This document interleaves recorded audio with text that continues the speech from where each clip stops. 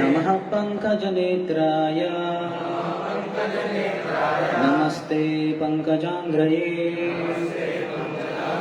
नमः पंकजनाभाय नमः पंकजमालिने नमः पंकजनेत्राय नमस्ते पंकजांग्रये नमः पंकजनाभाय नमः पंकजमालिने नमः पंकजनेत्राय नमस्ते पंकजांग्रये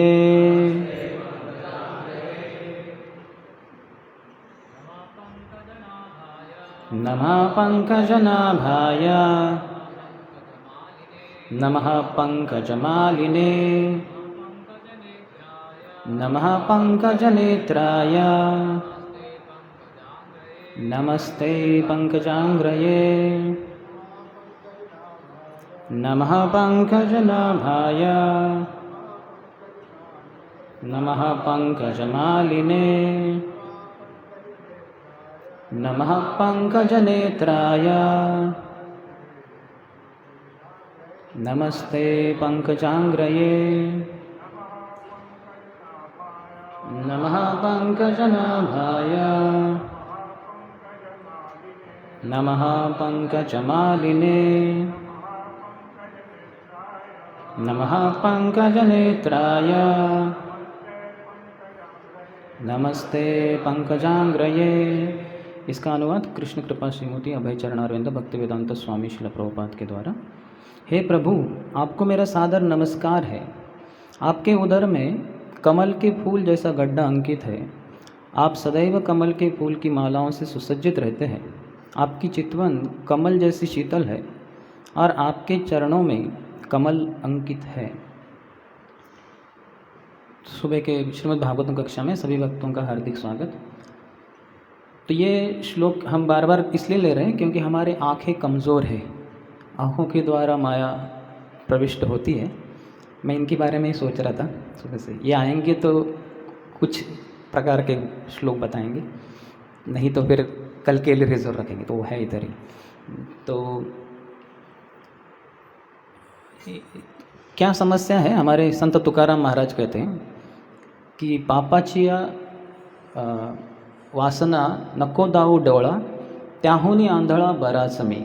संत तुकाराम महाराष्ट्र के बताते हैं कि जो पाप वासना के दृश्य है वो मैं भगवान अपने आँखों से अंदर न ले लूँ अपने मन में, नहीं तो उससे अच्छा है अगर ये लेने वाला हूँ उससे मैं अंधा ही ठीक हूँ, अंधा ही रहूँ, मैं अंधा बन जाऊँ। तो पाप हमारे आँखों से प्रवेश करता है, सभी इंद्रियों से करता है, लेकिन आँखें, जैसे हम कल चर्चा कर रहे थे, पुरुषों के लिए विशेष वो कमज़ोरी है। तो इसलिए इस संसार के जो दृश्य है पापमय, उसको हम टाल नहीं सकते, वो चलता रहेगा। पाप भौतिक संसार माया का दुनिया है, तो यहाँ चलता रहेगा और हम उसके सामने आएंगे, लेकिन उससे विचलित न होने के लिए भगवान का जो सौंदर्य है उससे हमें आकर्षित होना होगा, नहीं तो फिर आंखें किधर न किधर तो विचलित होंगी ही। तो एक तरीका है भगवान के जो पंचरात्रि की विधि के अंतर्गत अर्च्य विग्रहों के दर्शन करना, लेकिन हमारे श्रील प्रभुपाद जैसे कहें कि श्रौत पंथ है हमारा, तो कानों से, भागवत विधि के अंतर्गत कानों से अगर श्रवण करें तो भगवान की वो सुंदर छवि, भगवान की सुंदर दृश्य, उनके अंग अंग के ऊपर अगर हम अपना ध्यान एकाग्र करें तो फिर वही अच्छा रहेगा, उससे हम विचलित नहीं होंगे। तो यह बहुत महत्वपूर्ण है। तो ये जो पंकज से उनकी तुलना की गई है, जैसे हम कह रहे थे पहले दिन, ये कमल बहुत महत्वपूर्ण है, इसके बहुत सारे अर्थ भी है और अन्य शब्द भी है। जैसे अम्बुज भी एक शब्द है, अम्बु यानी पानी, वहाँ से जन्मा हुआ कमल। पंकज, पंक यानी कीचड़ से जन्मा हुआ। पद्म भी है, कमल भी है, अरविंद भी है जो सूरज के आने से उगने से खिलता है, और अब्ज भी है, अब्ज, अप फिर से वो पानी से जन्मा हुआ। तो इस तरह से कमल के साथ भगवान की तुलना की गई है। तो ये बहुत ही सुंदर है भगवान। इनके बारे में कितने सारे शास्त्रों में बताया गया है, उनके सौंदर्य का वर्णन किया गया है। मैं आज सुबह देख रहा था कि प्रचेताओं ने भी भगवान के दर्शन के बाद, भगवान बोलने के बाद उनकी जो प्रार्थना अर्पण की थी, उसमें भी यही मतलब वाला श्लोक है। सिर्फ पंकज की जगह कमल शब्द है। नमः कमल नाभाय, नमः कमल मालिने। कमल कमल है उधर, कमल और पंकज एक ही है। तो इस तरह से ये श्लोक बहुत ही महत्वपूर्ण है, क्योंकि भगवान के सौंदर्य को वो प्रदर्शित करता है। और इनके ऊपर, भगवान के अंग अंग के ऊपर अगर हम ध्यान केंद्रित करें तो हमारा ध्यान इधर उधर विचलित न हो जाए।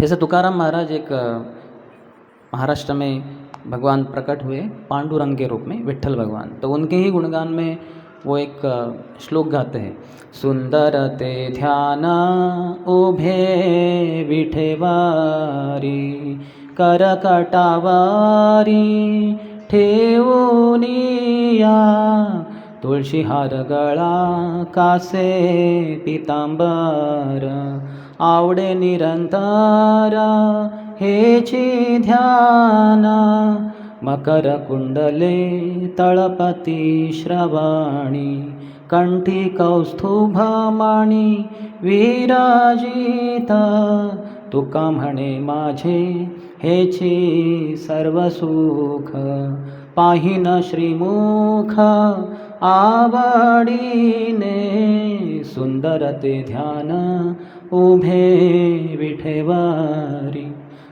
तो हमारे प्रभु जानते हैं, ये हम सुनते आ रहे हैं महाराष्ट्र में बचपन से। तो भगवान विट्ठल देव का इसमें बहुत सुंदर वर्णन है। तुकाराम महाराज कह रहे हैं, हम बचपन से इसको गाते रहते थे रोज़, सुंदर ते ध्यान। भगवान खड़े हैं, बड़ी लंबी कथा है, वो तो नहीं बता पाएंगे हम। अपने भक्तों को मिलने के लिए आए थे कुंडलिक को, तो वहाँ वो अपनी माता पिता के सेवा में लगे हुए थे। तो उस समय क्योंकि माता पिता भक्त थे, तो भगवान से भी अधिक महत्वपूर्ण भगवान के भक्तों की सेवा है। मद भक्ता पूजा भी दिखा, हाँ कहते हैं उद्धव गीत में भगवान कृष्ण, मुझसे ज़्यादा महत्वपूर्ण है मेरे भक्तों की पूजा करना। और जो मध्यम अधिकारी होता है उसका लक्षण जैव धर्म में भक्ति विनोद ठाकुर कहते हैं कि वो अन्य मध्यम अधिकारियों के लिए उनकी पूजा कर सकता है। वो 4 प्रकार की बुद्धि बताए गए हैं। यस्यात्म बुद्धि गुणपे त्रिधातुके, स्वधिकलत्रादिषु भौम इज्जधि, यतीर्थ बुद्धि सलिले न करहिचित, जनेषु विघ्नेषु सएव गोखरः। तो इस श्लोक का हम एक तरीके से अर्थ जानते हैं कि जिसकी आत्मबुद्धि है, सोचता है कुछ शरीर है और मेरे शरीर से संबंधित जो है वो सब मेरे हैं, ममता बुद्धि। फिर तीर्थ बुद्धि है, वो सोचता है कि जो पवित्र स्थान है उधर नदी में जाके स्नान करो तो हो गया, सब पाप मिट गए। ऐसा आत्मबुद्धि गुण पेत्र धातु के स्वधि कलत्रादिशो भौम इज्जधि, भौम बुद्धि है, इज्जधि इज्ज बुद्धि, यानी मैं जहाँ जन्म लिया हूँ वो स्थान ही पूजनीय है। मेरा भारत महान, अन्य सब लहान, वो सब छोटे हैं, वो काम के नहीं हैं। तो इसका भक्ति विनोद ठाकुर अलग ढंग से प्रदर्शित करते हैं कि अगर जो मध्यम अधिकारी है उसकी भी 4 बुद्धियाँ होती है, आत्मबुद्धि, ममता बुद्धि, इज्ज बुद्धि और तीर्थ बुद्धि। तो आत्मबुद्धि क्या है? वो सोचता हूँ मैं कौन? शरीर नहीं, मैं भक्तों का हूँ, मैं भक्तों का हूँ, भक्तों की प्रॉपर्टी हूँ, उनकी संपत्ति हूँ।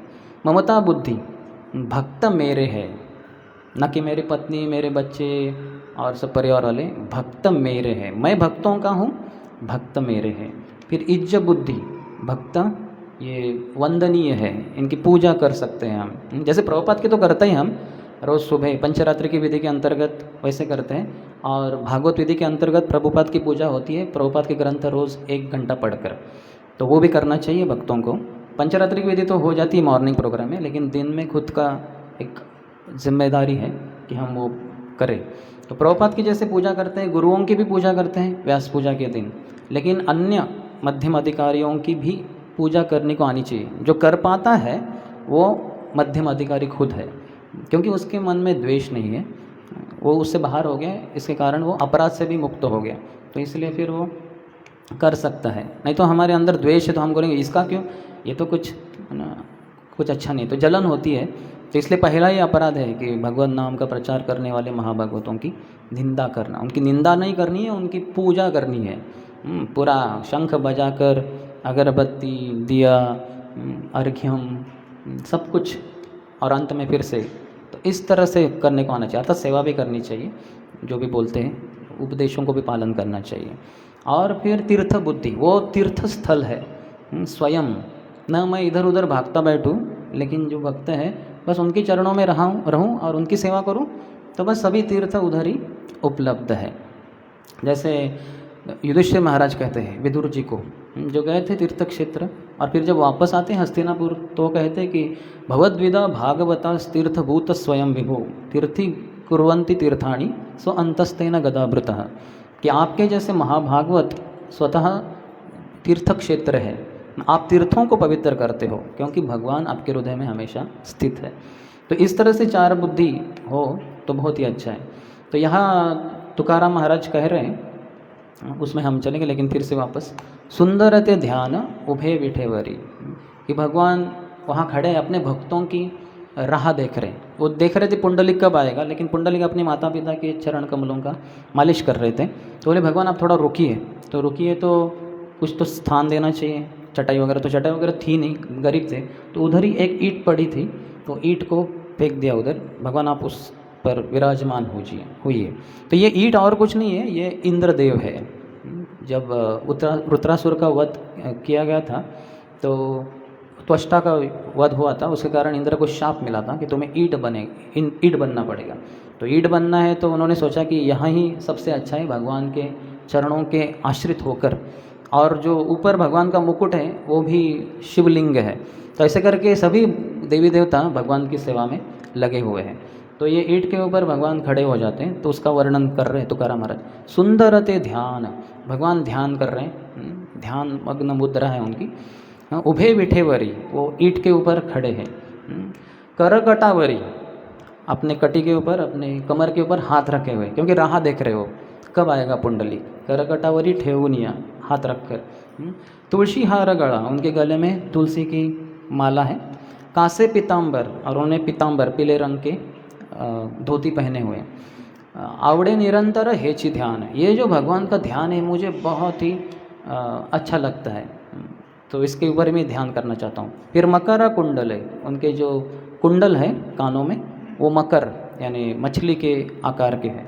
तड़पति श्रवणी, वो बहुत चमक रहे हैं उधर, बहुत तेजस्वी है, सोने के हैं लेकिन उससे भी अधिक, क्योंकि भगवान की सेवा में लगे हैं। जो भी भगवान की सेवा में लगेगा वो बहुत चमकेगा। तड़पति श्रवणी। कंठी कौस्तुभ मणि, उनके कंठ में कौस्तुभ मणि विराजित है। तुकाराम महाराज कहते हैं, तुका माणे माजे हेची सर्व सुख, यही मेरा सुख है, इसके अलावा कुछ सुख नहीं। हेची सर्व सुख, सब सुख मेरा यही है। पाहीन श्रीमुख, मैं भगवान की श्रीमुख को, मुख कमल को बहुत ही चाह से, आवड़ी नहीं, बहुत ही चाह, बहुत ही प्यार से देखना चाहता हूँ, बस इसको ही देखता रहूँ, इसी से मेरा जीवन बीतता रहे, देखते देखते भगवान के। तो इस तरह से भगवान के सौंदर्य से जो आकर्षित हो जाए, वो इस दुनिया के सौंदर्य से आकर्षित नहीं होगा, क्योंकि इस दुनिया के सौंदर्य वैसे तो टेम्पररी है। ब्रह्म सत्य जगत मिथ्या, ब्रह्म सत्य है और जगत मिथ्या है, ऐसे मायावादी लोग कहते हैं।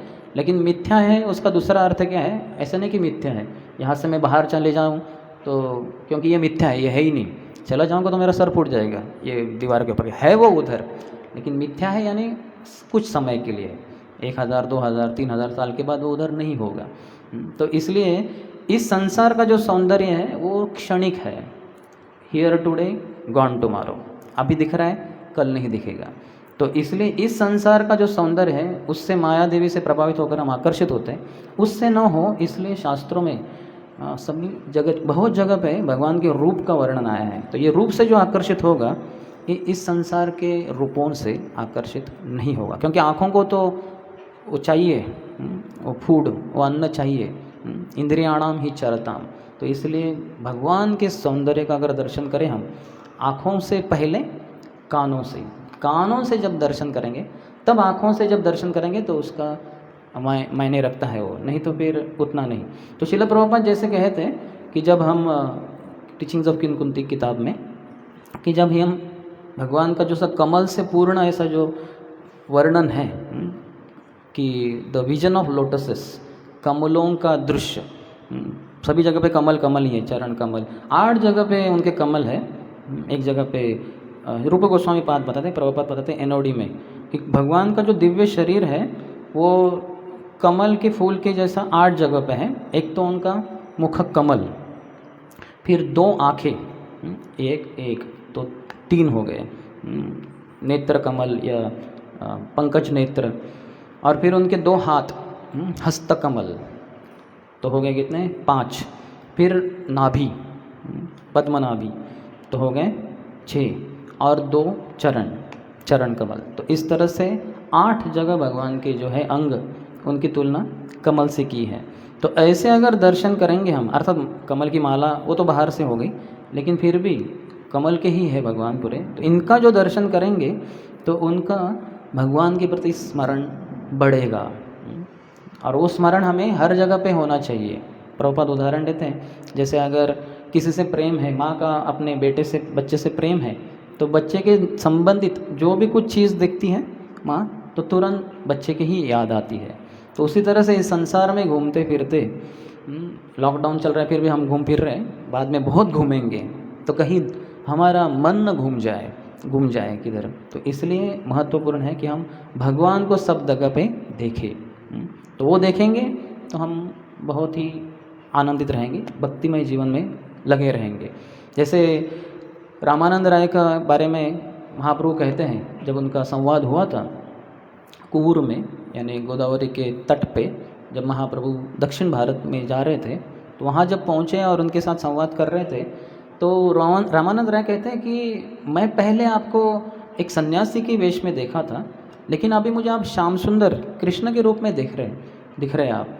तो मुझे समझ में नहीं आ रहा कि आप है कौन, आप न हो आप तो कृष्ण ही है। तो भगवान चैतन्य महाप्रभु उनको कहते हैं, नहीं आप क्योंकि इतने कृष्ण प्रेम में मत्त है, तो आपको सब जगह पे भगवान ही दिखते हैं। मैं थोड़ा ही ना भगवान, ऐसे इनडायरेक्टली बोल रहे। स्थावर जंगम देखी न देखी तार मूर्ति, सर्वत्र है निज इष्ट देव स्फूर्ति। आप स्थावर और जंगम को नहीं देखते, चलायमान चीज़ें और अचलायमान चीज़ें। स्थावर जंगम देखते हैं, लेकिन न देखी तार मूर्ति, देख नहीं पा रहे आप। क्या देख रहे हैं? आपके ही मूर्ति को देख रहे, भगवान की मूर्ति को। सर्वत्र है निज इष्ट देव स्फूर्ति, सब जगह पे आपको आपके जो इष्ट देव है कृष्ण है, उनकी ही स्फूर्ति होती है। तो ये महान शुद्ध भक्तों का होता है, उत्तम अधिकारियों का। जैसे माधवेंद्रपुरी के बारे में बताया गया है कि वो जब बादल देखते थे, ये सावन के बादल काले घने, तो उनको तुरंत कृष्ण की याद आती थी और ज़मीन पे बेहोश होकर गिरते थे।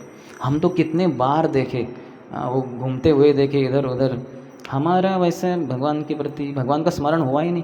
हम सोचे कि ज़्यादा बादल है, आज कम है, आज बरसात होगी शायद, कितनी भौतिक दृष्टि हो गया है। या फिर फोरकास्टिंग देखेंगे, हाँ कल मैंने पढ़ा था कि आज ज़्यादा वर्षा होगी।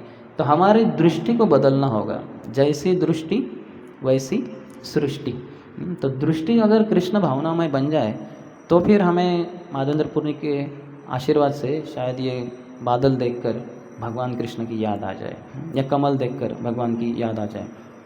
प्रभुपाद कहते हैं उधर कि उसी तरह से भगवान की अनुभूति अलग अलग जगह पे हो सकती है। जैसे करीबन 88 प्रकार के भगवान उनके ऐश्वर्य बताते हैं भगवद्गीता में। तो प्रभुपाद कहते हैं रसोहम अपसु कौन्तेय, जो पानी का जो रस है वो भगवान कहते हैं कि मैं ही हूँ स्वाद।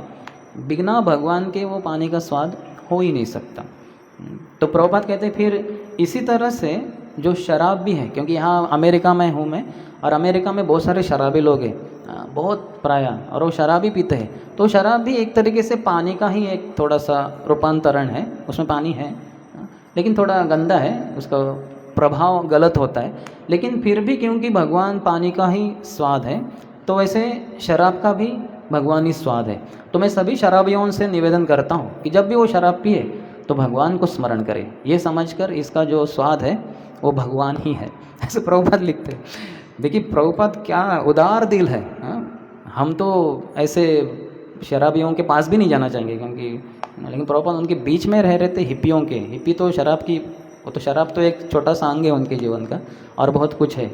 तो प्रभुपाद कह रहे कि इनसे मैं निवेदन करूँगा कि वो भगवान को याद करें शराब पीते समय भी। तो इस तरह से सब जगह पे हमें भगवान का स्मरण होना चाहिए। सभी चीज़ों से, कुछ भी चल रहा है जीवन में तो हमें भगवान का स्मरण होना चाहिए। दृश्यों से विशेषता हम यहाँ चर्चा कर रहे हैं।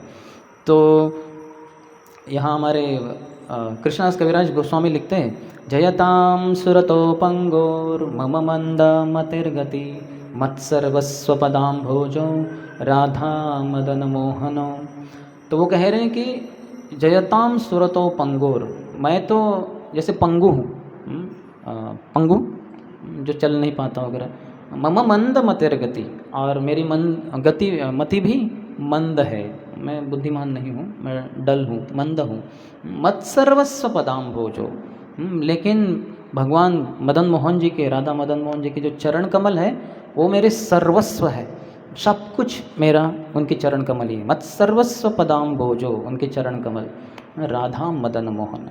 तो इस प्रकार का भाव भक्तों का होता है, अपने आप को नीच मानते हैं लेकिन उनका सर्वस्व क्योंकि राधा मदन मोहन जी के चरण कमल है, इसलिए ऐसे भक्त बहुत ही वंदनीय है। तो इसलिए उनके चरणों की हम धूली लेते हैं जिससे कि हमारी भक्ति में प्रगति हो।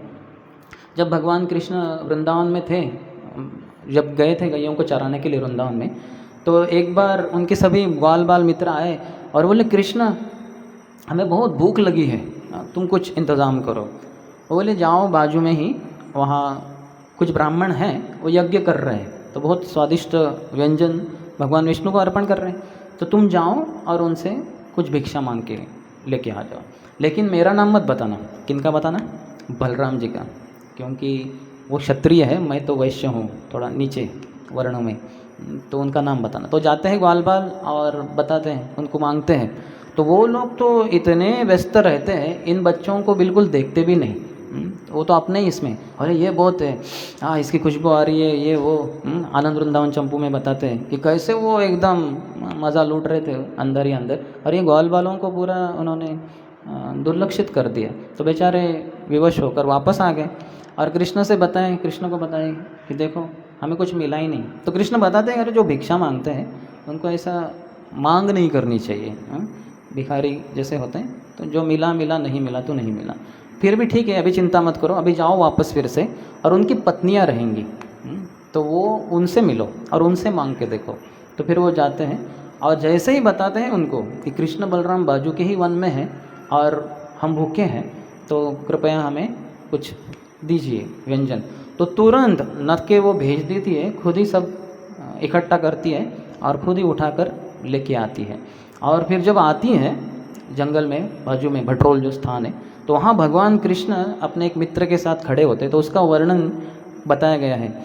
श्यामम हिरण्य परिधिम वनमाल्य बरहा धातु प्रबाल नटवेशम अनव्रताम से विन्यस्त हस्तमितरेण धुना नमब्जम कर्णोत्पलालक कपोल मुखाब्जहासम। तो बहुत सुंदर वर्णन है, ये रूप ध्यान हमारे लिए हो सकता है। उन्होंने किया ये, उनका ध्यान कृष्ण की तरफ पूरी तरह से लग गया, देखे तो बस वहीं पे स्टंड हो गए, जैसे पूरी दुनिया रुक जाती है। जैसे ये लोग फ़ोटो निकालते हैं यहाँ, क्योंकि समय तो बीतता जा रहा है, तो उनका पूरा समय उधर ही रुक गया भगवान के सौंदर्य को देख के। श्यामम, भगवान जैसे ये सावन के जो बादल होते हैं उस रंग के, श्यामम हिरण्य परिधिम, और उनके जो वास थे, उनके जो कपड़े थे पीताम्बर, वो पीले रंग के थे। वनमाल्य बरहा, उन्होंने वनमाला पहनी थी, वनमाला वन के जो फूल होते हैं उनसे बनी हुई। धातु प्रवाल नटवेशम, और उनके धातु, धातु को क्या कहते हैं? धातु ही मिनरल्स, जो मिनरल्स से उनको सजाया गया था, गोपी डॉट्स वगैरह जैसे होते हैं, तो बहुत ही सुंदर देख रहे थे। और नटवेशम, जैसे एक नर्तक होते हैं, तो उस तरह से बहुत सुंदर दिख रहे थे। अनुव्रताम से विन्यस्त हस्तम, और उनके एक मित्र थे बाजू में, तो उनके कंधे पे भगवान ने हाथ रखा था, विन्यस्त हस्तम इतरेण, और दूसरे हाथ से धुनानम अब्जम, वो एक कमल पुष्प को क्या कहते हैं उसको, घुमा रहे थे, ऐसे गोल गोल घुमाते ना ऐसे। तो कितना सुंदर दृश्य है। जैसे कोई हीरो वगैरह होता है बॉलीवुड मूवीज़ में, या कोई ऐसे, इधर भी बहुत लोग पोज देते रहते हैं अलग अलग, मैं देख रहा था सब है ना, ऐसे बैठते हैं वैसे बैठते हैं, वो जो आपका पेड़ है कटा हुआ उसके ऊपर भी बैठते हैं। मैं सुबह जाते जाते देख रहा था उसको कि क्या है उधर, फोटो निकालने जैसा, बाजू तो कुछ है नहीं, वो कटा हुआ है, लेकिन फिर भी है ना। तो भगवान ये पोज है ना, इसका फोटो ना आँखों से उन्होंने निकाला, देखते हैं हम क्या करते हो। तो विन्यस्त हस्तम इतरेण धुनानम अब्जम, तो घुमा रहे उसको, है ना। तो ये बहुत ही सुंदर है। हमारी जो काम वासना है पूरी बूझ जाएगी भगवान के ऐसे इस एक कार्य को देख कर ही, क्योंकि भगवान कहते हैं कि मैं पूरी सृष्टि को घुमा रहा हूँ। ये कमल पुष्प तो क्या बात है, तुम्हारे जीवन को भी मैं घुमा दूंगा तुम मेरे पास आ जाओ बस। लेकिन आते ही नहीं लोग, सुनते ही नहीं भागवतम। ठीक है, जो भी है। विन्यस्त हस्तम इतरेण धुनानम अब्जम कर्णोत्पलालक कपोल मुखाब्ज हस्तम हसम, तो उन्होंने अपने कान के ऊपर एक लिली का फूल रखा था। लिली कमल जैसा ही दिखता है प्राय, तो बहुत ही सुंदर था वो। कपोलम, और उनके जो बाल थे उनके कपोल से, यहाँ से कैस्केडिंग कहते हैं उसको, घुंघराले बाल ऐसे ऐसे ऐसे आते। कुछ लोग अपने बालों को ही करके फ़ोटो निकालते रहते हैं, लेकिन भगवान के जैसे बाल हैं तो विशेष ही है। उनके चिक्स उनके गालों के ऊपर आते हैं तो उनका सौंदर्य बहुत ही अधिक बढ़ जाता है। मुखाब्ज हास्यम, और उनके मुख कमल पे बहुत सुंदर स्मित हास्य था। क्योंकि आप मेरी शरण में आए हो, ऐसे वो ब्राह्मण पत्नियों को कह रहे हैं, तो बहुत ही प्रसन्न हो जाती है इस दृश्य को देखकर ही।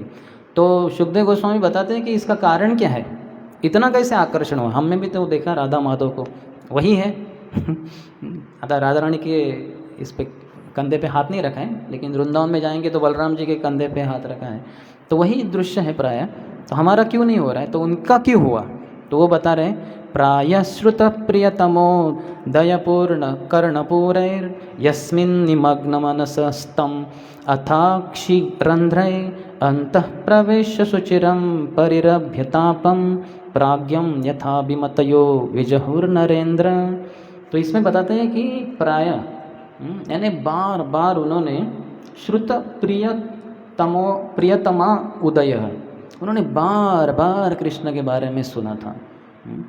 किनसे, जो व्रज की जो स्त्रियां रहती थी, वो जो सब्जी वगैरह बेचने वाली, फूल वगैरह सब करने वाली, वो यहाँ आती थी इनके विभाग में, और उनके साथ ये ब्राह्मण पत्नियाँ जब मिलती थी, खरीदती थी, जो भी है वो खरीदती यानी पैसे से नहीं, उस समय बार्टर सिस्टम से, तो उस समय वो सुनती थी कृष्ण के गुणगान इन स्त्रियों के द्वारा।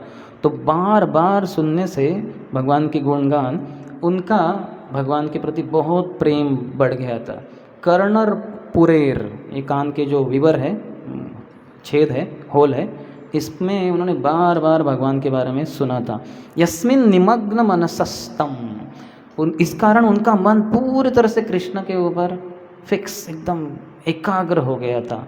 लेकिन अभी तो वही कृष्ण सामने है, तो वो क्या कर रहे हैं, अथाक्षी रंध्र ही अंतः प्रवेश, उन्होंने अपने आँखों के जो होल, एक तरीके से हमारे शरीर में 9 होल है, तो इन 2 होल्स छेदों के द्वारा भगवान को अंदर ले लिया। दृश्य जब देख रहे हैं तो अंदर ले लिया। अंतः प्रविश्य सुचिरम, बहुत लंबे समय के लिए उन्होंने परिरभ्य तापम, भगवान को आलिंगन किया। अभी ये समझना ज़रूरी है कि वो ब्राह्मण पत्नी है, तो हम बोलेंगे ऐसे कैसे, ये तो पतिव्रता नहीं है। लेकिन हम जैसे कल कहते हैं कि भगवान पतियों के भी पति है, सबके पति वही है। पति का हृदय धड़कता है क्योंकि भगवान उनके हृदय में है, तो भगवान सभी के पति है। तो इसमें कुछ समस्या नहीं है कि ये जो माता है, ब्राह्मण पत्नी है, भगवान को आलिंगित कर रही है अपने हृदय में, बाहर से नहीं कर रही है। तो बाहर से जो भी वर्णाश्रम के अनुसार चल रहा है, लेकिन अंदर से उन्होंने भगवान को लेकर अपने आलिंगन किया बहुत लंबे समय के लिए। और जो ताप था उनका, इस संसार में हम जो तपते हैं सब, वो सब नष्ट हो गया, एकदम शांत हो गया। तो हमारे हृदय में जो लगी है आग, दावाग्नि, वो बुझ सकती है अगर हम भगवान को अंदर ले लें अपने हृदय में, किसी भी माध्यम से, कानों से, आँखों से, और उनको उनके चरणों का आलिंगन करें। प्राज्ञम यथा भी मतयो विजहुर नरेंद्र, वो कह रहे हैं कि जैसे योगीगण होते हैं, अपनी चेतना पूरी तरह से उसके ऊपर ही उनका ध्यान रहता है, और जो मिथ्या अहंकार होता है वो सब बाजू में रह जाता है। तो उसी तरह से इन ब्राह्मण पत्नियों ने भी, उनका भी वही हाल हुआ, वो पूरी तरह से भगवान से आकर्षित हुई। अर्थात फिर भगवान को वो सब दिया उन्होंने जो लाया था, सेवा की, और फिर भगवान ने उनको वापस भी भेज दिया। गोपियों के साथ भगवान ने रास लीला की थी, लेकिन इनको वापस भेज दिया। तो कुंती महारानी कहती हैं कि विश्वनाथ चक्रवर्ती ठाकुर बताते हैं इस संदर्भ में कि भगवान, मैं जो सौभाग्यशाली व्यक्ति माने जाते हैं उनमें से अभी बन गई हूँ, क्योंकि आपके सुंदर, वही नम पंकज नाभाय नम पंकज नेत्राय, कि आपके कमल सदृश सब जो अंग और कमल माला से आप पहने हुए, तो इसको देखकर मैं बहुत ही सौभाग्यशाली बन गई हूँ, क्योंकि आप मेरे आँखों को बहुत ही आनंद दे रहे हो, इसलिए।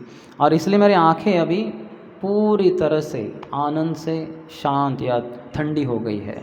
तो आँखों की जो जलन है वो भगवान के सुंदर दृश्य को देखकर, सुंदर अंग कांति को देखकर वो ठंड हो सकती है।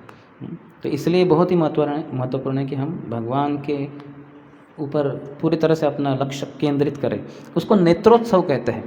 जैसे अभी हाल ही में रथ यात्रा के पहले 15 दिन भगवान अनवसर रहता है। भगवान जगन्नाथ जी को कौन सी ज्येष्ठ शुक्ल पक्ष की प्रतिपदा, उस दिन उनको अभिषेक किया जाता है। तो उस समय उनको पानी से बहुत नहलाते हैं, इसने उनको ठंडी लग जाता है, फिर वो बुखार चढ़ जाता है। तो 15 दिन भगवान बीमार गिरते हैं, किसी को दर्शन नहीं देते। तो इस स्थिति में आँखों को भगवान का जो दर्शन प्राप्त हो रहा था वो बंद हो जाता है। महाप्रभु जब वहाँ रह रहे थे तो उनको इतना विरह होता था कि जगन्नाथ के दर्शन नहीं हो रहे। जैसे सुबह भगवान उठते थे तैयार होके, पहले जगन्नाथ जी के दर्शन के लिए जाते थे। तो अभी वो सुविधा नहीं है, तो महाप्रभु को बहुत अंदर से ताप होता था कि भगवान जगन्नाथ के विरह में मैं रह नहीं सकता। तो इसलिए जगन्नाथपुरी छोड़ के, गंभीरा स्थान छोड़ के महाप्रभु चले जाते थे अलारनाथ, और वहाँ फिर भगवान है जनार्दन के रूप में, तो उनके दर्शन करते थे। लेकिन फिर भी जगन्नाथ से इतना विरह होता था कि वहाँ एक पत्थर की शिला है जिसके ऊपर महाप्रभु लेटकर अंग ताप से ही वो पत्थर पिघल गया। जहाँ जहाँ उनके शरीर के जैसे अंग, तो वो सब भाग पत्थर के पिघल जाते हैं, और वो आज भी पत्थर उधर है। तो हम देख सकते हैं कितना महाप्रभु का प्रेम है। फिर जैसे ही हो गए वो 15 दिन, तो महाप्रभु फिर वापस लौट के आते थे, और भक्त भी सब तब आए होते थे, सब बंगाल से वगैरह 200-300 भक्त करीबन शिवानंद सेन के मार्गदर्शन में।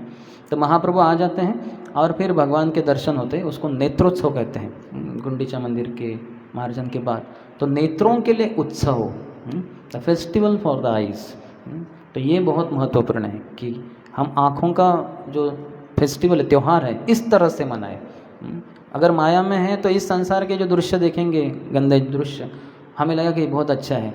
आजकल तो विशेषता ये जो इंटरनेट, सब गंदी चीज़ें रहती है, पूरे संसार की गंदगी जो आप कभी जाकर भेंट नहीं कर पाओगे, वो सब आपके आँखों के सामने या कानों से आप देख सकते हो। तो इसलिए इंटरनेट वो अंदर का जाल है। वेबसाइट, वेब यानी जाल, तो ये बहुत डेंजरस है। तो भक्तों को बचकर रहना चाहिए। हालांकि इंटरनेट के द्वारा प्रचार होता है, लेकिन अंदर ही अंदर हम माया में न कहीं फंस जाए और फिर भक्ति से कहीं च्युत न हो जाए, दूर न चले जाए। तो इसलिए ये नेत्र का उत्सव, तो महाप्रभु ऐसे दर्शन करते थे। भगवान जगन्नाथ जी उनको कृष्ण के रूप में उधर प्रदर्शित होते थे, क्योंकि कृष्ण के प्रति इतना आकर्षण है, राधा रानी के भाव में महाप्रभु, इसलिए बहुत ही आकर्षित होते थे। ऐसा ही एक श्लोक है जो रुक्मिणी माता कहती है। तो वो क्या कहती है? श्रुत्वा गुणान् भुवन सुंदर शृण्वतां ते निर्विश्य कर्ण विवरैर्हरतोऽङ्गतापं रूपं दृशां दृशिमताम् अखिलार्थ लाभं त्वयि अच्युता विशति चित्तम पत्रपम में। तो क्योंकि उनका कृष्ण के प्रति प्रेम हो गया था, छोटी बालिका थी वो, लेकिन कितने सारे साधु संत आते थे विदर्भ में। भीष्मक राजा की कन्या थी वो, राजकुमारी, और साधुओं से सुनती थी, तो वो सब प्राय कृष्ण के बारे में बोलते थे।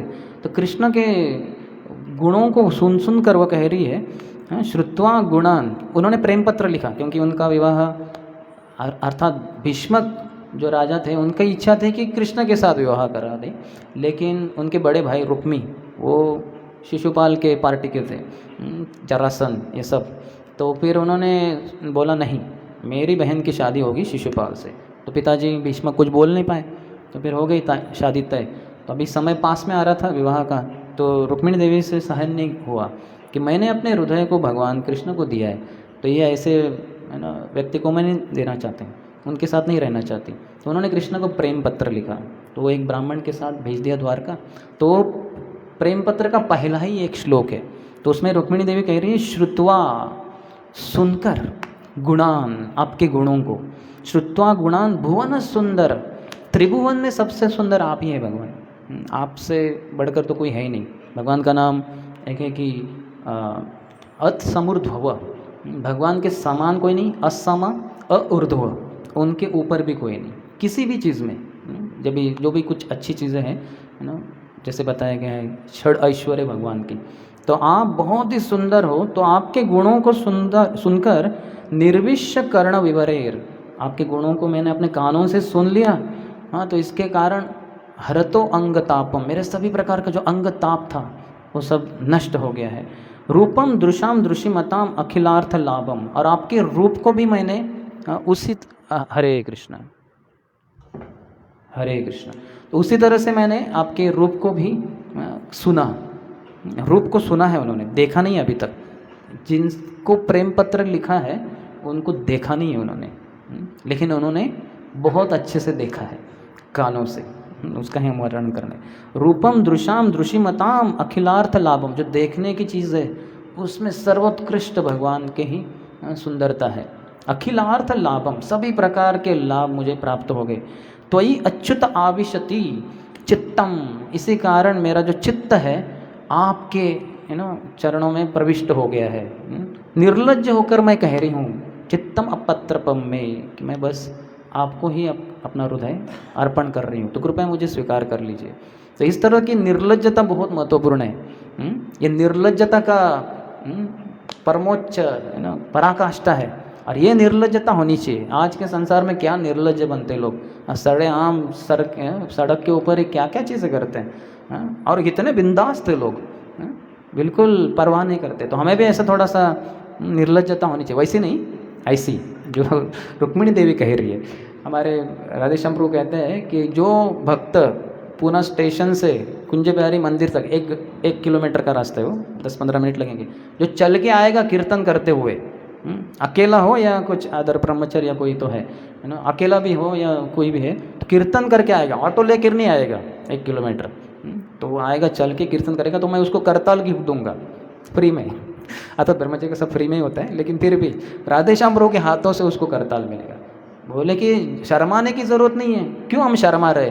हाँ, उधर देखो लोग क्या क्या कर रहे हैं, पुणे स्टेशन से जैसे उतरो, अर्थात ट्रेन में भी बहुत कुछ होता है, तो लेकिन फिर भी इतनी गंदी चीज़ें करते हैं लोग। तो हमें ऐसे निर्लज्जता होनी चाहिए कि भगवान का नाम, रूप, गुण, लीला इत्यादि का वर्णन सुनना करना हम कहीं भी करेंगे, उसका हम लज्जित नहीं होंगे। तो इस प्रकार का भाव है, तो फिर हम भगवान को अच्छे से प्राप्त कर पाएंगे। तो ऐसे ही एक प्रभुपाद की शिष्या थी, जिनके बारे में हम थोड़ा चर्चा करेंगे। जैसे कल घनश्याम बाबा के बारे में चर्चा की, तो वैसे एक जो अमेरिका में पैदा हुई थी, लिंडा उनका नाम था। तो उनका विवाह हुआ था एक अमेरिकन व्यक्ति से। तो वो उनके पति जब जा रहे थे कहीं सड़क पे, तो उनका भक्तों से संपर्क हो गया। तो इस कारण भक्तों के संपर्क से वो काफ़ी प्रभावित हुए कि कितने अच्छे लोग हैं ये और कितने आनंदित है। तो वो अपने भौतिक संसारी जीवन में त्रस्त हो गए थे। तो उन्होंने सोचा कि मैं, उस समय कहते थे कि मूव इन, के अंदर प्रवेश कर लो मंदिर में, कोई भी हो, गृहस्थ हो, ब्रह्मचारी, जो शादीशुदा नहीं है वगैरह, शादीशुदा है तो भी। तो उनको भक्तों ने बताया कि आप यू कैन मूव इन, आप आ सकते हो। तो फिर उन्होंने अपनी पत्नी को बताया कि मैं जा रहा हूँ, ये संसार में कुछ है नहीं। उन्होंने भी वही बताया, और वो कितने प्रसन्न है, ऐसा लगता ही नहीं इस संसार के लोग हैं वो, तो मैं जा रहा हूँ। तो उनकी पत्नी लिंडा, तो उन्होंने भी सोचा कि ठीक है, पतिदेव जा रहे तो मैं भी जाती हूँ, मैं भी फ्रस्ट्रेटेड हूँ, व्यतीत हूँ इस संसार में। तो वो दोनों अपने घर की कुछ चीज़ें, जहाँ रहेंगे मंदिर में, तो कुछ चीज़ें भर के एक गाड़ी में जा रहे थे।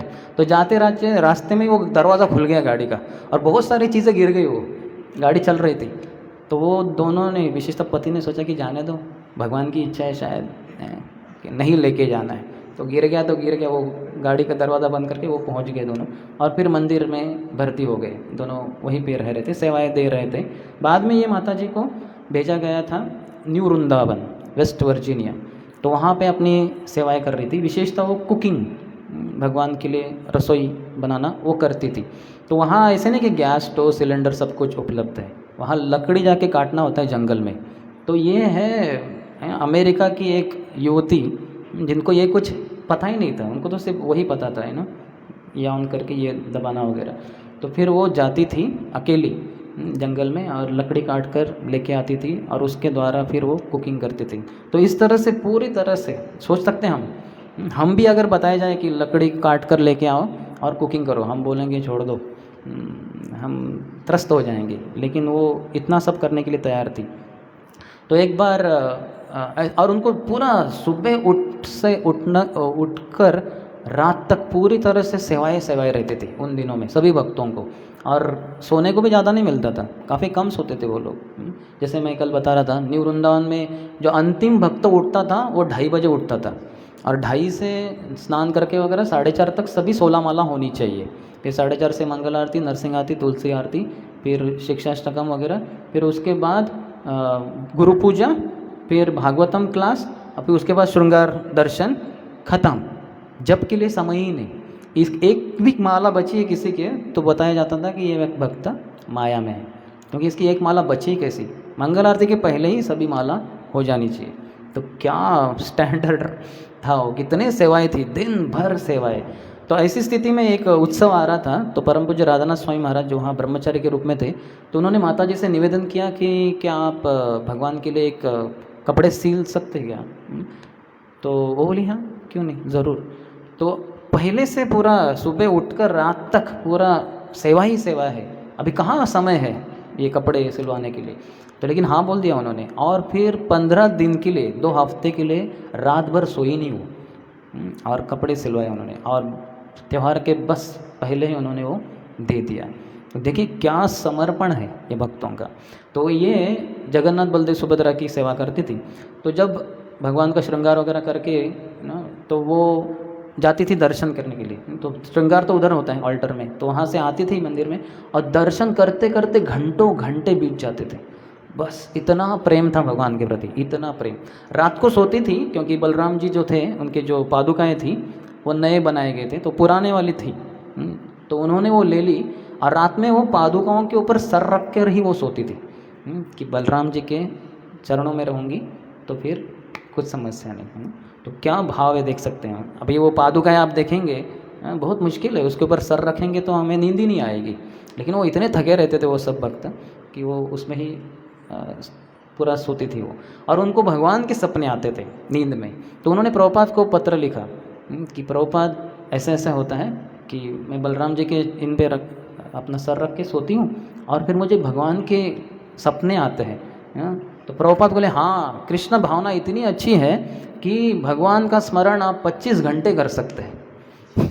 25 घंटे यानी 24 घंटे हमारे जो 18 जागृत घंटे हैं वो, और जो सोए हुए हैं वो तो है ही नहीं घंटे हमारे, क्योंकि हम तो प्रायामृत ही रहते, तो उसमें भी भगवान का स्मरण हो सकता है।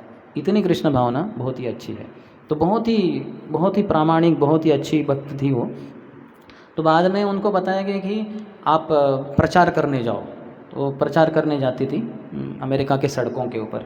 गौर निताई के विग्रहों को लेके जाती थी वो, उनको बहुत विश्वास था कि गौर निताई प्रचारक है, सबसे पहले प्रचारक है। इन्होंने सबको आदेश दिया है, पृथ्वी त्याग चेतरंग देग्राम या भारत भूमि त्याग। तो इन्होंने बताया है संकीर्तन एक पितरो, संकीर्तन के पिता है दोनों गौर निताई, तो इन्होंने बताया है तो इनको लेके जाना है। तो एक बार सड़क के ऊपर, अमेरिका की सड़क के ऊपर वो लगाया था टेबल, किताब वितरण हो रहा था, तो अचानक पुलिस आ गई अमेरिका की, बोले सब बंद कर दो, 5 मिनट के अंदर सब वाइंड अप करके चले जाओ, नहीं तो फिर जो भी बचेगा उसको हम उनको गिरफ्तार कर लेंगे। तो तुरंत सब भक्त करके कुछ लोग भाग गए। तो एक सन्यासी बचे थे और ये माताजी बची थी, तो वाइंड अप हुआ नहीं था, तो 5 मिनट हो गए, तो तुरंत उन दोनों को पकड़ लिया उन्होंने, बोले आप दोनों गिरफ्तार, अब गए नहीं 5 मिनट में, तो आपको हमारे साथ आना है अभी। तो फिर वो लेके जा रहे थे, तुरंत माताजी ने कहा इन दोनों को भी ले लो। तो उन्होंने देखा कौन है वो दोनों, सब तो चले गए। तो देखा तो उधर गौर निताई थे। अरे ये इनको क्या लेके जाना है, इन्हें तो पुतले हैं, तो गुड़िया है।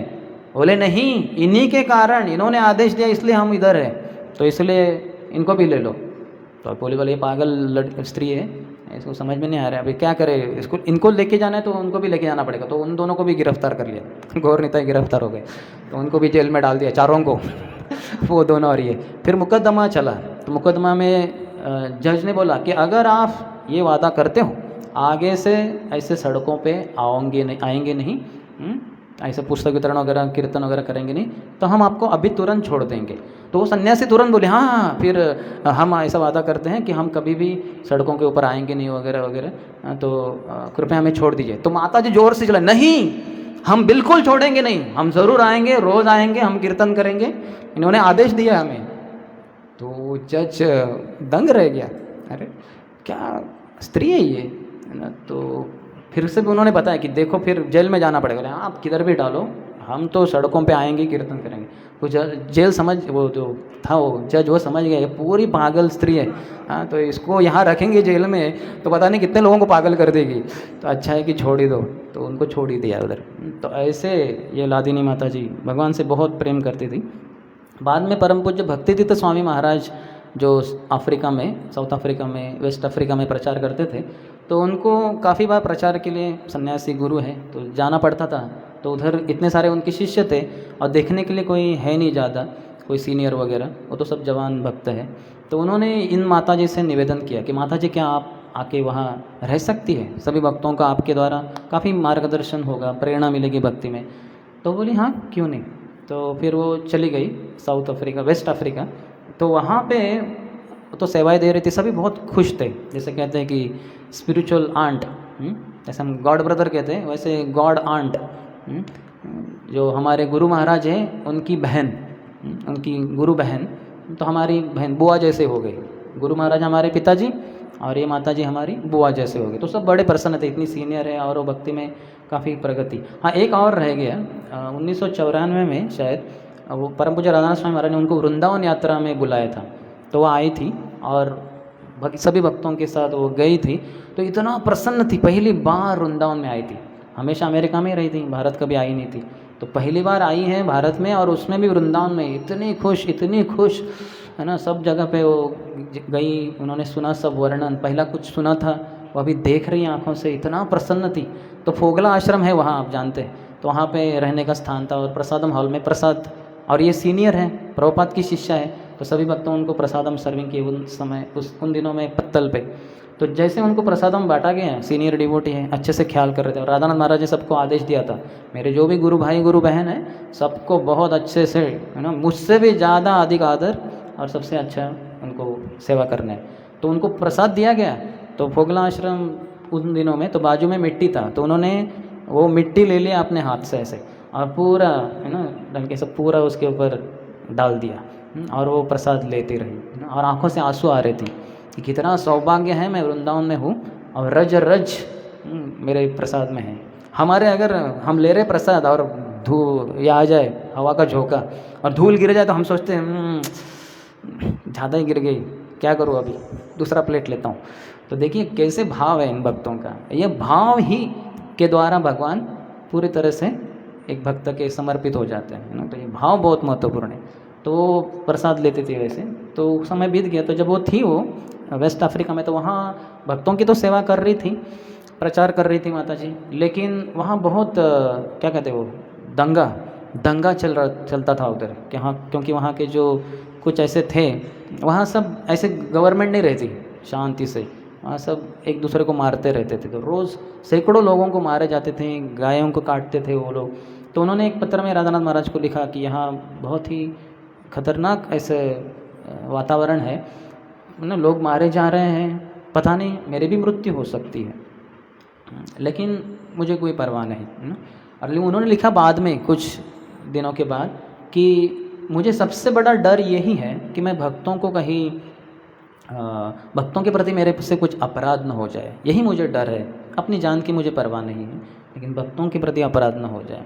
तो कुछ दिनों के बाद क्या हुआ, तो वहाँ के जो एक ऐसे गुंडे थे जो बाद में वहाँ के गवर्नमेंट के मेन बने, तो गुंडे काफ़ी लोगों को मारते थे।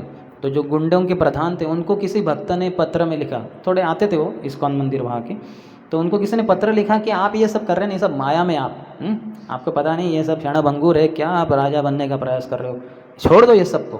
तो जैसे उसने वो पत्र पढ़ा वो बड़ा क्रोधित हो गए, ये क्या बोल रहे हैं, है ना। तो बोले चलो, तो उसने लिए उसके सब गनमैन, सब बंदूक लेके वो सब मंदिर में आ गए।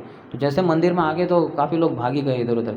तो उन्होंने 10 पुरुषों को और दो स्त्रियों को पकड़ा, जिसमें ये लादिनी माता जी भी थी, और उनको सबको जीप में भर दिया और लेके गए। एक नदी थी उधर, तो नदी के किनारे सबको लाइन में खड़ा कर दिया, और उन्होंने पहले ही घोषणा कर दी कि हम स्त्रियों को नहीं मारेंगे, स्त्रियाँ सब हट जाओ, ये पुरुषों को हम गोली से उड़ा देंगे। तो वो 10 लोगों को, पुरुषों को खड़ा कर दिया, और ये सब गनमैन थे अपने हाथ में बंदूक लेकर। तो वो दोनों स्त्रियाँ बाजू में थी, जिसमें एक लादिनी माता जी थी। तो लादी माता जी से रहा नहीं गया, अरे ऐसे कैसे, ये तो वैष्णव अपराध का क्या कहते हैं, पराकाष्ठा है।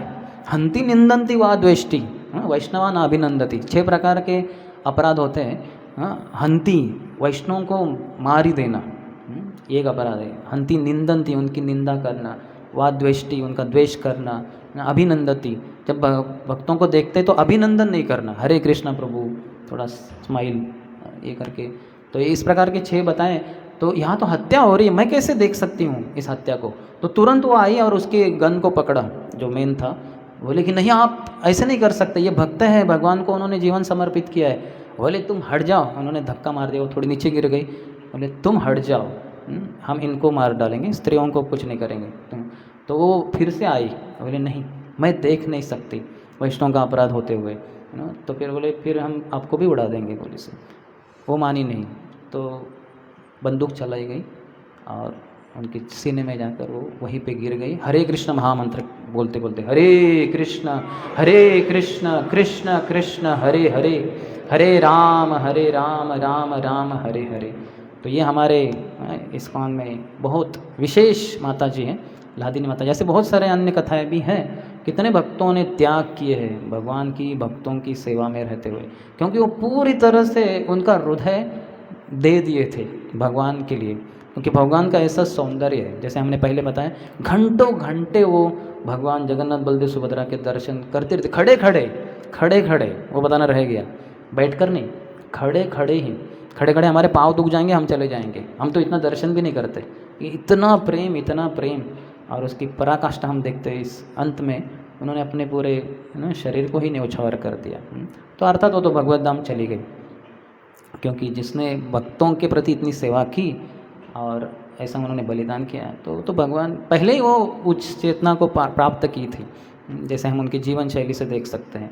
तो उनके बारे में वो किताब है एक, लेगेसी ऑफ लव, तो उसमें बहुत विस्तार से ये सब कथाएं, उसमें से हमने कुछ बताया।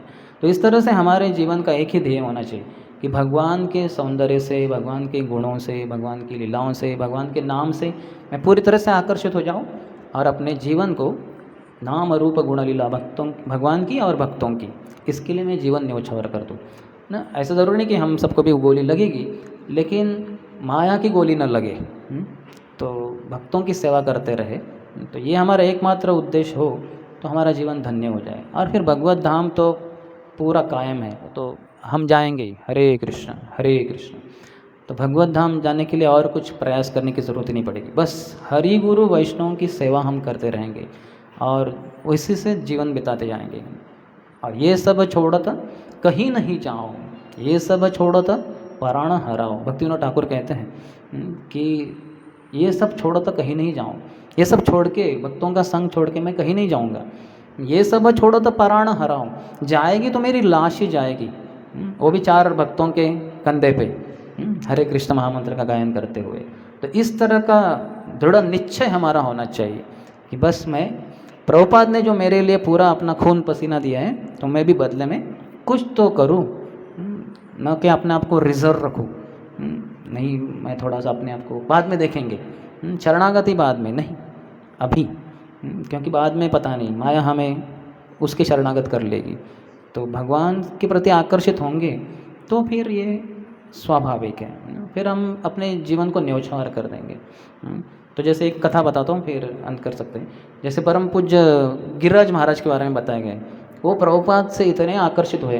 वो जो ब्रांडीज यूनिवर्सिटी है अमेरिका की, वहाँ के नौजवान थे, वहाँ के सबसे बड़े जो लॉयर, शिकागो के, अमेरिका के शिकागो सबसे बड़े लॉयर, बाद में उनके पिताजी जज भी बने, लेकिन उस समय वो लॉयर थे, सबसे बड़े लॉयर, सबसे प्रसिद्ध थे। और उनके ये बेटे पढ़ रहे थे यूनिवर्सिटी में, और बहुत सारे योगियों से वगैरह मिल रहे थे। तो बहुत हताश हो गए वो। एक योगी को उन्होंने, उसको जाना था एयरपोर्ट, तो पूछा गया था सभा में कौन छोड़ सकते हैं इनको एयरपोर्ट, तो इन्होंने हाथ ऊपर किया। ये तो अमीर थे बहुत, तो इन्होंने हाथ ऊपर किया और फिर वो गाड़ी में छोड़ने गए। तो जैसे एयरपोर्ट पे पहुंचे तो वहाँ एक कोई तो स्त्री आई, तो इन दोनों ने इतना गाढ़ा आलिंगन किया। ये देख के गिरिराज महाराज तो एकदम, वो एकदम कैसे साधु है ये। तो उनका पूरा विश्वास, ऐसे बहुत सारे देखे थे उन्होंने, तो ये तो ज़्यादा ही हो गया। तो बोले अभी से मुझे कुछ नहीं लेना देना इन साधुओं से। लेकिन एक बार उनके मित्रों के साथ उन्होंने सोचा था, सभी ने, लड़के लड़कियों ने, कि आज शाम को हम मूवी देखने जाएंगे थिएटर में। तो टिकट वगैरह खरीद किए थे। तो दोपहर में उन्होंने देखा कि एक ये लगा है, पोस्टर लगा है कॉलेज में कि आज शाम को ऐसी भक्ति वेदांत स्वामी शिल प्रभुपाद इनके द्वारा कॉलेज के एक हॉल में प्रवचन करके, है ना, स्पिरिचुअलिटी के ऊपर। तो ये देख के वो बड़े आकर्षित हुए। तो उनके मन में ललचा थोड़ी, क्या करूँ अभी, है ना। एक तो पहले बहुत सारे साधु देखे थे, ये और एक साधु है, और शाम को तो थिएटर में भी जाना है। तो फिर वो अपने मित्रों के पास चले गए, सब लड़के लड़कियाँ थी। बोले कि यहाँ अपने कॉलेज में, यूनिवर्सिटी में एक लेक्चर होने वाला है शाम को, तो क्यों ना हम उसको ही अटेंड करें। वो बोले कि क्या पागल हो तुम, है ना, कि है ना, क्या लेक्चर वगैरह साधु वगैरह ना। और एक लड़की बहुत ज़ोर से चिल्लाई, पागल हो गए क्या तुम। तो वो भी बहुत गुस्सा हो गए, उसको ही डांटा उन्होंने, ना, हाँ पागल हो गया हूँ, मैं जाना चाहता हूँ उधर, है ना। तो फिर वो चले गए और वो प्रभुपाद का लेक्चर सुन के इतने प्रसन्न हुए। अच्छा, बहुत लंबी कथा है। तो वो समझ गए कि यही असली साधु है। फिर प्रभुपाद को जीवन न्यौछावर कर दिया और फिर सेवा कर रहे थे। तो उनके माता पिता बहुत व्यथित हो गए, क्या अपना एक लौता बेटा, तो इतने सुंदर थे, आप देखोगे उनका फ़ोटो कॉलेज का, माय गॉड, जैसे बहुत ही सुंदर। तो फिर वो आ गए माता पिता और बोले कि तुम आ जाओ हमारे साथ। तो फिर वो जाने को तैयार ही नहीं थे। प्रभुपाद को बोले कि इनको भेज दो, हमारा लड़का ही है, एक लौता बेटा है। प्रभुपाद कहे हम किसी को पकड़ के नहीं रखते, आप लेके जा सकते हैं, हमें को सुनो। बोले देखो तुम्हारा स्वामी कह रहे हैं कि लेके जा सकते, चलो। बोले नहीं, वो बोलेंगे जाओ, मैं नहीं जाने वाला, मैं इधर ही रहने वाला। तो उन्होंने एक ये भी दिया था, ब्लैंक चेक अपने हस्ताक्षर के साथ, कि जो भी अमाउंट चाहिए लिख लो, लाखों करोड़ों रुपए हम दे देंगे, हमें बेटा दे दो हमारा। तो गिरिराज महाराज बोलते प्रभुपाद को, प्रभुपाद आप वो चेक भी ले लो और मुझे भी रखो अपने साथ, दोनों। तो प्रभुपाद कहे नहीं, हमें ज़रूरत नहीं। तो प्रभुपाद ने कहा हमें नहीं चेक चाहिए, आपका लड़का है, आप लेके जा सकते। तो वो गए नहीं, वो रहे उधर ही, है ना। तो बाद में जब वो घर में गए थे एक बार, तो उनके माता पिता उनको लेके एक साइकेट्रिस्ट, मनोरुग्ण तज्ञ के पास लेके गए और फिर उसने पूरा उनका मुलाकात लिया। बोलो क्या हुआ तुम्हारे जीवन में, ऐसा क्यों बन गए वगैरह। तो फिर तुम कौन हो, भूल गए क्या। बोले फिर मैं आत्मा हूँ। बोले नहीं, तुम्हारा संबंध पिता से, हाँ जीवेर स्वरूप है कृष्ण रे नित्य दास, कृष्ण हमारे माता पिता है उनका। तो पूरा वो प्रचार कर रहे थे। तो थोड़े समय के बाद 10-15 मिनट के बाद वो आ गए बाहर। तो माता पिता ने बोला क्या हुआ, हमारा बेटा सुधरेगा। बोले your son is permanently damaged, आपका पुत्र पूरा काम से चला गया है, और इसके साथ में 10-15 मिनट और बिताऊं तो मैं भी पागल हो जाऊंगा, मैं भी हरे कृष्णा बन जाऊंगा। तो माता पिता बेचारे ये हो गए। तो जब आए वो वापस, तो प्रभुपाद को बताया कि कैसे मेरे माता पिता ने मेरा ऐसे लेके गए थे वगैरह। और वो उसने बोला कि आपका बेटा गया काम से। तो प्रभुपाद इतना खुश हो गए, बोले मनोरुग्ण तज्ञ ने ये सर्टिफिकेट दिया है, हाँ, कि गिरिराज काम से गया है।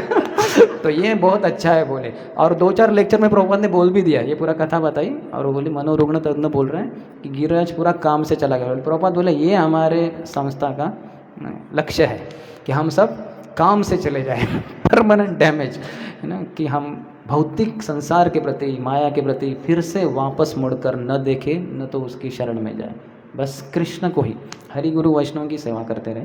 यही हमारा एकमात्र लक्ष्य है जी, पीछे मुड़कर देखना नहीं है। माया खींचेगी पीछे से, बोलेगी देखो बेटे, है ना, सुनो मुझे, वो सब आवाज़ें आएंगी, दृश्य रहेंगे, पीछे नहीं देखना है, आगे की तरफ व्यवसायत्मिका बुद्धि। ऐसे रहेंगे तो फिर भगवत धाम कायम है, इस संसार की माया तो कुछ कर नहीं सकती। तो यही भावना से अगर हम करें तो अच्छा है। तो इसलिए भगवान के प्रति आकर्षण यही हमारे जीवन का लक्ष्य। भगवान तो सर्व आकर्षक है ही, लेकिन हम माया से प्रभावित होकर आकर्षण वो कम हो गया है, मिट गया है काफ़ी हद तक।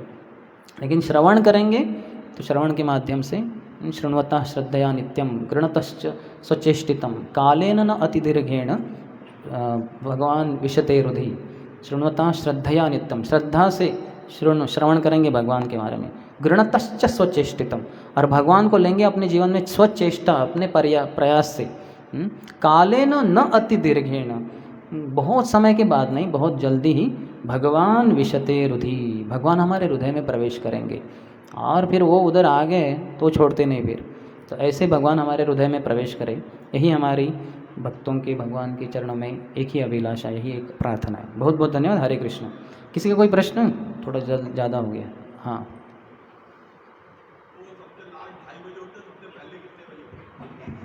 1 बजे वो सोते ही नहीं थे। वो परम पूज्य राधानाथ स्वामी महाराज थे। हाँ, पहले सोते थे वो 10 बजे करीबन, फिर 1 बजे उठते थे। लेकिन बाद में वहाँ शालिग्राम शिलाएँ आई, रात का कीर्तन आयोजित किया गया, तो सब वो उसका शालिग्राम शिला आई थी शायद, उनकी सेवा ऐसा कुछ तो था कि शेड्यूल बनाया गया। बोले रात में कौन कीर्तन करेगा, कीर्तन करना था दिन रात कुछ। तो बोले रात को राधानाथ दास वो है ना, कीर्तनानंद स्वामी ने कहा।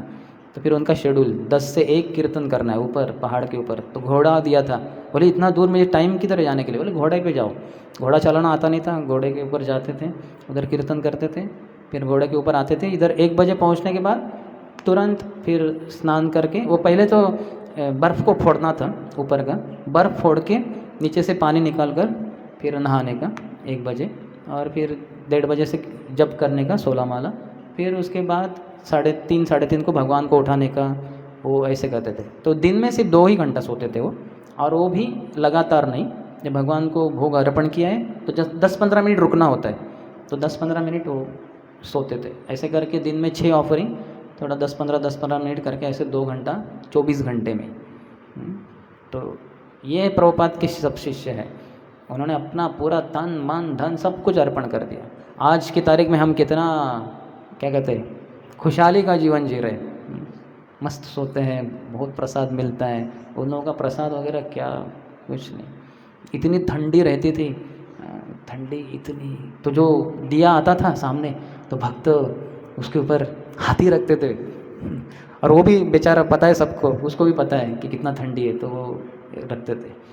और घी वगैरह तो मिलता ही नहीं था, तो जो भी बैकअप वगैरह करेगा तो उसको जो दिया जलने के बाद 5 उसमें जो बचता था एंड में नीचे हुआ, तो उसमें घी है, तो वो उसको भेंट में मिलता था। तो वो उसको दबो के उस पर चपाती को लगा के जो भी है वो घी थोड़ा बूंद प्राप्त करता था, जो सेवा किया है 2-4 घंटे उसको ही। तो कितना बलिदान किया है भक्तों ने। तो इसलिए हमें थोड़ा सा, जैसे वो क्या देश प्रेम पे ऊपर गीत है, हे मेरे वतन के लोगों ज़रा याद करो, आँख में भर लो आंसू, जो शहीद हुए हैं उनकी ज़रा याद करो कुर्बानी। ऐसा कुछ तो है ना, कि तो ऐसे ही है मेरे इस्कॉन के वासी, ज़रा याद करो कुर्बानी सभी भक्तों की, जिन्होंने क्या क्या नहीं दिया अपना सब कुछ, उनके कारण हम हैं। जैसे पूर्वजों के कारण हमारा अस्तित्व होता है, तो ये हमारे पूर्वज हैं, प्रभुपाद के शिष्य, कैसे उन्होंने त्याग कर दिया सब कुछ। तो इसलिए हमें उनके पद चिन्हों पे चलना चाहिए, उनके आशीर्वाद लेकर। बहुत बहुत धन्यवाद। हरे कृष्ण। निरंतर श्रीमद् भागवतम की जय, शिल प्रभुपाद की जय, समवेत गौर भक्तवृंद की जय, निताय गौर प्रेमानंदी।